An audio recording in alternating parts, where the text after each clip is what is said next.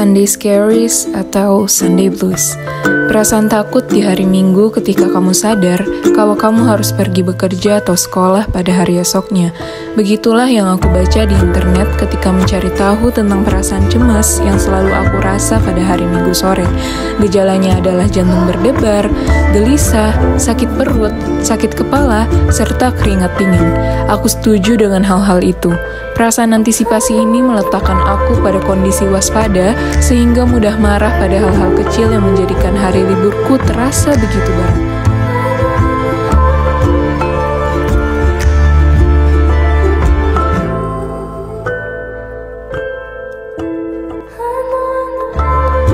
Rasa takut ini bukan hanya soal makalah yang belum selesai, tugas kelompok yang menunggu, chat yang belum dibalas, ataupun kewajiban-kewajiban lainnya, tetapi lebih kepada kepuasan dan tujuan hidup.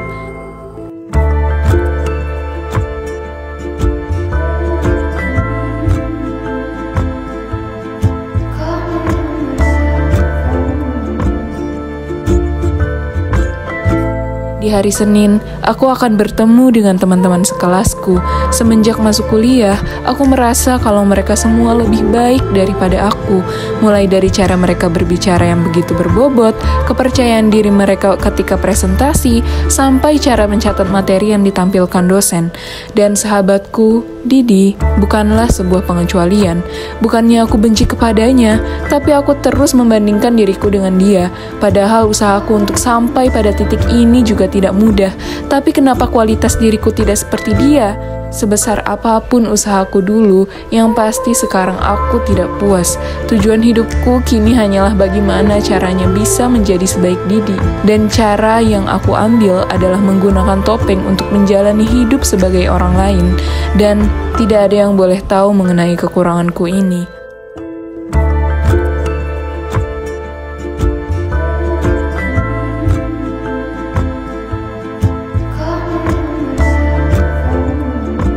Tetapi pada penghujung hari, hatiku berkata kalau ini adalah sesuatu yang buruk.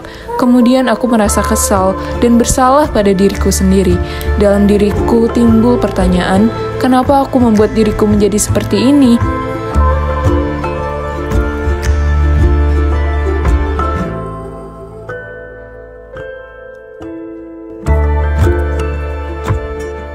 Hari di mana aku bisa menjadi diri sendiri adalah pada hari libur.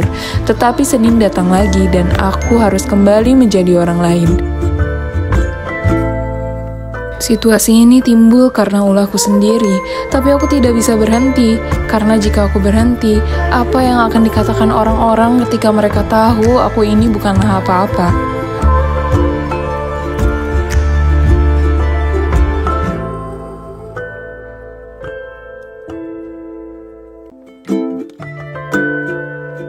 Aku yakin telah menutupi perasaanku dengan baik, tetapi nyatanya tidak. Didi menyadari seluruh situasi ini dan menanyakan keadaanku. Apa yang membuat aku merasa kalau aku ini lebih rendah dari orang-orang? Seakan dia telah menyentuh teritori terlarang yang ada di dalam hatiku, sehingga aku pun marah. Perbandingan besar yang ada di antara kita membuat aku berpikir, motivasi mengenai tidak apa-apa untuk menjadi berbeda hanyalah empati kosong. Aku pun mendorongnya menjauh. Selain dia telah menyinggung perasaanku, aku juga tidak ingin dia tahu lebih jauh soal perasaan inferiorku ini.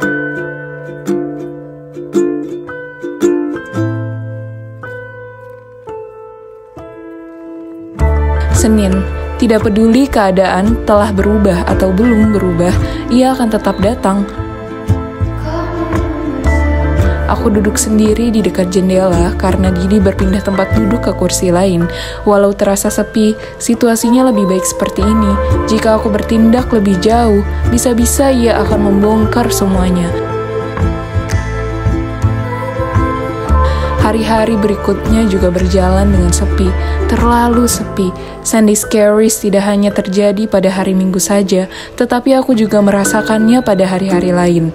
Walau selama ini aku menjalani plastic lives yang begitu memuakkan, setidaknya saat itu aku bisa berpegangan pada Didi.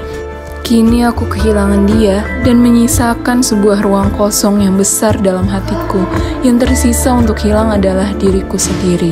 Orang yang tidak cukup baik, menjalani hidup menggunakan topeng. Siapa yang bisa menghargai dia? Tidak ada. Karena itu aku sering membolos. Kuliah bukanlah lagi hal yang penting bagiku.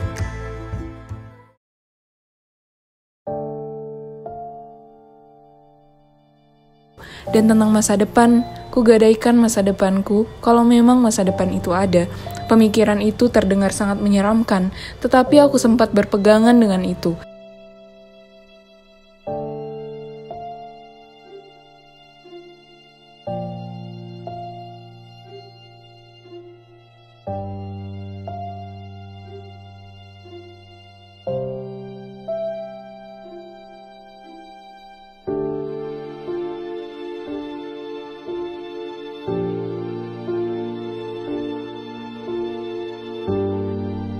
Sampai pada akhirnya, aku tidak sengaja menemukan foto lama yang ada di kolong mejaku. Itu adalah fotoku ketika SMA, memenangkan penghargaan sebagai siswi teladan seangkatan. Mata berbinar di foto itu, senyum tulus yang ada di wajahku, membuat aku terpaku untuk sesaat. Itu adalah aku. Itu pencapaian aku dapatkan tanpa perlu berpura-pura, tanpa ada membanding-bandingkan. Itu adalah aku. Ketika aku yakin menjadi berbeda bukanlah hal yang buruk.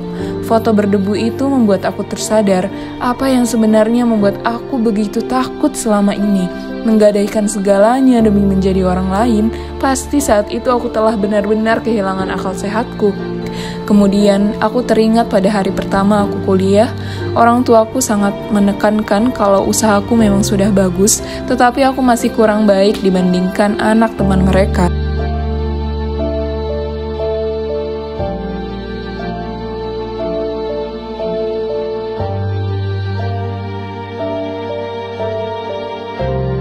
Mungkin karena aku bukanlah mereka, aku tidak bisa menjadi baik seperti A, atau pintar seperti si B, atau cantik seperti si C. Dan aku bukanlah sahabatku, tetapi tentunya aku bisa meraih sesuatu yang lebih baik ketika aku menjadi diriku sendiri.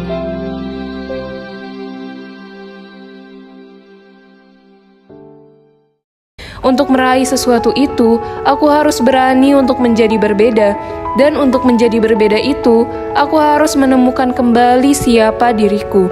Aku yang memang tidak biasa mencatat ketika diberikan materi. Aku yang sedikit kaku ketika harus presentasi di depan kelas, dan cara bicaraku yang selalu membahas hal-hal santai. Tidak apa-apa kalau orang menilai kualitas-kualitas itu sebagai kekurangan, karena aku tidak sepenuhnya tak berdaya. Aku bisa merelaksasikan ekspektasiku tentang aku harus menjadi seperti apa, serta aku percaya kalau sejatinya kita tidak ada yang sempurna. Percaya pada growth mindset, semua yang ada pada kita bisa dikembangkan dan perkembangan itu akan terus berjalan seumur hidup kita. Aku sudah menemukan kembali diriku, tetapi untuk menata kembali kehidupan kuliahku yang sudah berantakan seorang diri adalah hal yang sulit. Aku butuh teman, dan satu-satunya orang yang bersedia untuk menerima siapa aku sebenarnya adalah Didi. Benar, aku tidak bisa membandingkan diriku dengan dia. Dia sangat baik. Dengan lapang dada ia menerima aku kembali. Dengan sabar ia mendengarkan curahan hatiku. Baru kali ini aku merasa ada seseorang yang memvalidasi perasaanku ini. Perlahan, aku mulai kembali menemukan jati diriku. Perbandingan-perbandingan itu tentunya masih ada, tapi aku tidak merasa emosional tentang itu. Ketakutan akan orang-orang mengetahui kekuranganku dan berubah sikap setelahnya juga tidak terjadi. Semua itu hanyalah ketakutan-ketakutan yang ada di dalam pikiranku saja. Dan hari Mingguku, aku bisa menghargai hari Mingguku sebagai hari di mana aku bisa istirahat, menghargai setiap waktunya untuk diriku sendiri, dan meninggalkan kekhawatiran besok untuk besok.